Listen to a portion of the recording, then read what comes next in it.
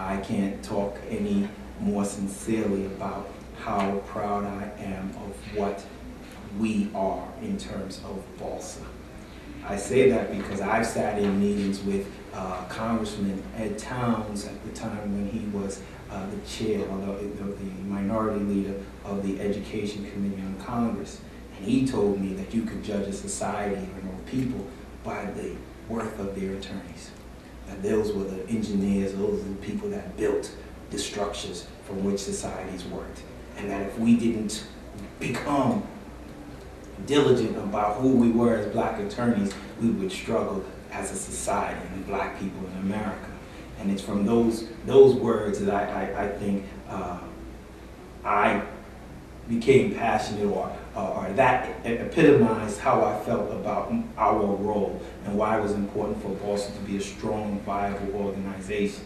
But even with that, we are what we are. All our frailties, all of our issues, it makes it even difficult sometimes to love yourself. You know, how can you care so much about a people and they don't seem to care about each other? You know, and that created some doubt in my mind as to whether or not I wanted to lead them. And it's so funny that Michael would talk about having a conversation, because BLSA gave me my wife. My wife became a regional director and said, I can't do this by myself. You're going to have to be everything that I could be, but better. And I said, what are you talking about? You're the regional director. I'm nothing. She actually lost her father in the middle of that year when she was regional director. And she was like, you're going to be the regional director. I'm going to name you corporate relations director, but you're going to be the regional director. I was like, come on now, these black folks right here, they all got problems. I'm not going to be them. And you just start giving and giving, and you realize. And so it was at her regional convention that we had a speaker. That speaker is the same man you're talking about, Michael Sterling, one of our former past chairs. And I said, I'm thinking about running for chair, but I'm not really sure if this is what I want to do. You know how Negroes are. They can be so difficult to deal with, and I don't know if that's in the plans. You know, when you come from your first generation attorney mindset about all that you mean to your community in that respect, just your family, and what your grades are going to mean, what your job prospects are going to mean, what does it mean to owe $80,000, $90,000, and you're saying I'm going to take a year to work on BLSA? I talked to him, and he really told me about what it was to be committed to something. And after that conversation, I was sure that it was something I was going to do. And I said, if my people will have me, I'd love to serve them. And so it was at a convention in Washington, D.C., where I was elected national chair of BLSA. And I felt so proud. I was so high on myself about what we were going to do. Speak truth to power, put fear in the hearts of anyone who dared to challenge what we were about to do. What? Then you woke up. I didn't even get back to New York before I woke up. Being what I was, I left my car in the parking lot around the corner. And do you know that the parking lot closed on the weekends? So Sunday I'm coming out, the new national chair of BLSA, and I can't get in my car. I got my luggage sitting on the side of the road, waiting for someone with a monthly pass to go into the parking lot to help me get my car out. I want to show you national chair card. Right. So finally somebody comes and has a monthly pass and is going into the parking lot. I swing around to the other side and knock on the window.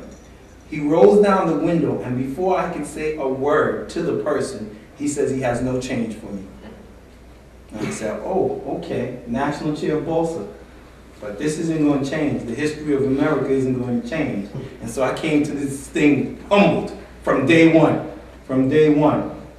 And it's from that perspective that I led. It's saying that I got to see what my people were all about. I got to know about the frustrations of being a young person, wanting a lot in life and never feeling like you could reach it. People feeling like they went to job interviews and didn't get a fair shake. people participating in international moot court competitions at other schools and other venues and feeling like the judges there didn't give them a fair share. I got to feel those things. And so even though we fought amongst ourselves and we had those issues, those outside forces continue to put us together. And it is that keeps me saying that this group of people who call themselves black law students must be imbued with the realities of the past that will become their future. And it's for that reason that I sit in this room so happy and glad that we're here together to continue to push and pass the torch along. I guess I'm next. Kathy Bell. I was chair from 1980 to 1981 at Columbia Law School. And for me, BALSA really served three purposes. It was a means of solidarity for me, a vehicle for activism for me, and a way to engage in politics for me.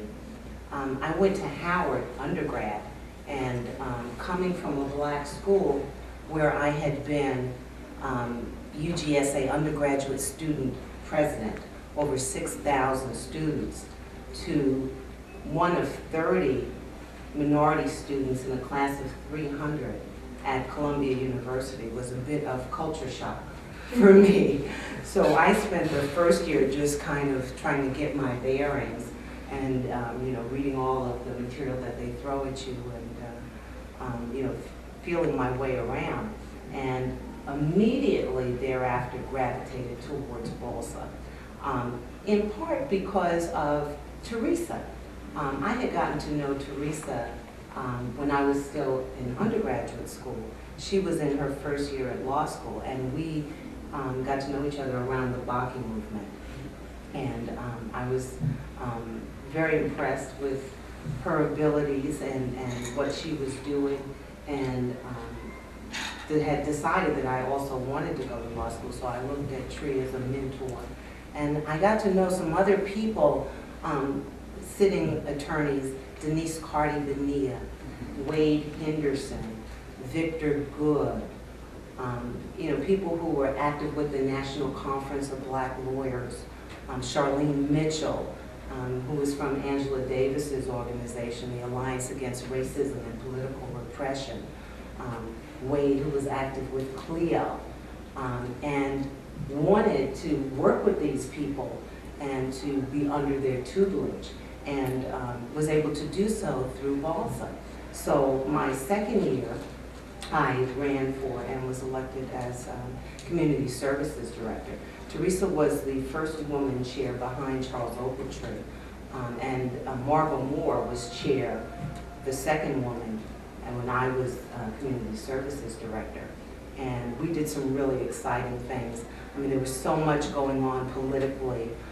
Certainly the Wilmington 10, Ben Chavis's case was active, and we did a lot of organizing and fundraising around that. Geronimo Pratt was a political prisoner that we did a lot of work around. We were very supportive of Angela Davis and things that she was doing through the Alliance. There was a Nestle's baby formula boycott that we were active in nationally.